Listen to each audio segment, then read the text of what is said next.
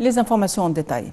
Le président Abdel Fattah el-Sisi a reçu jeudi un appel téléphonique de la part du Premier ministre néerlandais, Mark Rutte, sur les développements de l'escalade militaire israélienne dans la bande de Gaza.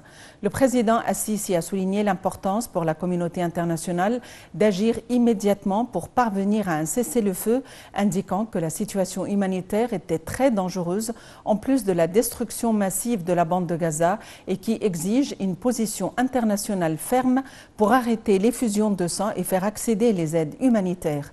El-Sisi a évoqué les efforts menés par l'Égypte pour faire accéder les aides et atténuer la souffrance des habitants de la bande de Gaza, en plus de l'accueil d'un nombre de cas critiques dans les hôpitaux égyptiens et des efforts égyptiens pour reprendre le processus de paix et mettre en œuvre la solution à deux États.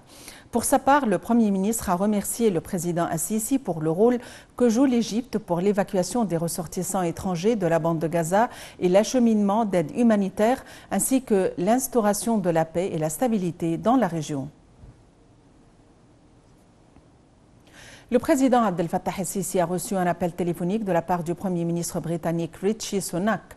Le porte-parole de la présidence, le conseiller Ahmed Fahmy, a déclaré que l'entretien avait porté sur les derniers développements de l'escalade militaire israélienne dans la bande de Gaza. Le chef de l'État a jugé nécessaire que la communauté internationale prenne une position décisive en vue d'un cessez-le-feu et de l'imposition d'une trêve humanitaire immédiate, et ce, à la lumière de la situation humanitaire détériorée à Gaza. El-Sisi a dit que le règlement de la cause palestinienne nécessitait la mise en application de la solution à deux États, ajoutant que les solutions militaires menaçaient la sécurité et la stabilité de toute la région. Le président el-Sisi a indiqué que l'Égypte déployait de grands efforts, soit au volet politique en vue de calmer la situation et épargner le sang, soit au niveau humanitaire en organisant l'acheminement des aides et des secours vers les habitants de Gaza.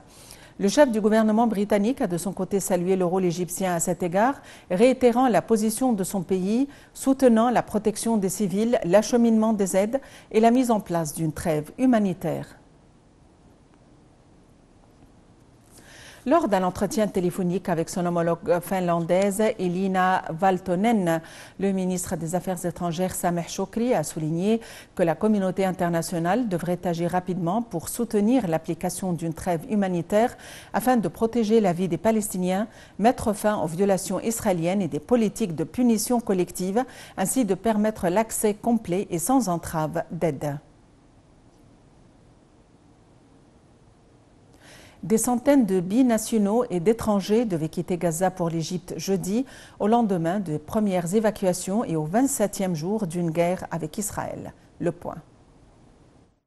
Depuis mercredi, ils sont des centaines, blessés palestiniens, binationaux ou étrangers, à attendre de pouvoir fuir cette guerre via le poste frontière de Rafah avec l'Égypte, seule fenêtre sur le monde, alors que la bande de Gaza est soumise à un siège total d'Israël.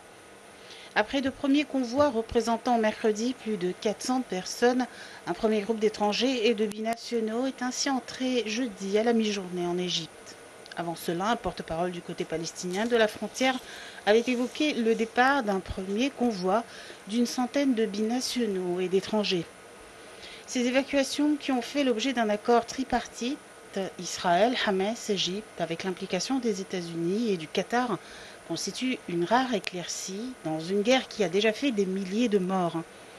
Depuis le 7 octobre, nous avons vu des choses que nous n'avions jamais vues auparavant. Cette guerre est le pire que le peuple palestinien ait connu, a dit une dentrice d'un passeport américain, alors qu'elle patientait encore au poste frontière parmi des dizaines de femmes, d'enfants et de personnes âgées. Ce jeudi, il pourrait à nouveau être plus de 400 au total à pouvoir partir. L'Égypte affirmant se préparer à accueillir jusqu'à 7000 étrangers de plus de 60 nationalités. Si le calendrier de ces évacuations n'est pas connu, les autorités égyptiennes ont fourni les nationalités concernées par celle de jeudi, dans une liste où figurent plusieurs centaines d'Américains, mais aussi des dizaines de Belges, de Grecs ou encore de Croates. De même source, une trentaine d'Autrichiens, 4 Italiens, 5 Français et quelques Allemands ont déjà été évacués mercredi. Washington avait aussi rapporté la présence d'Américains.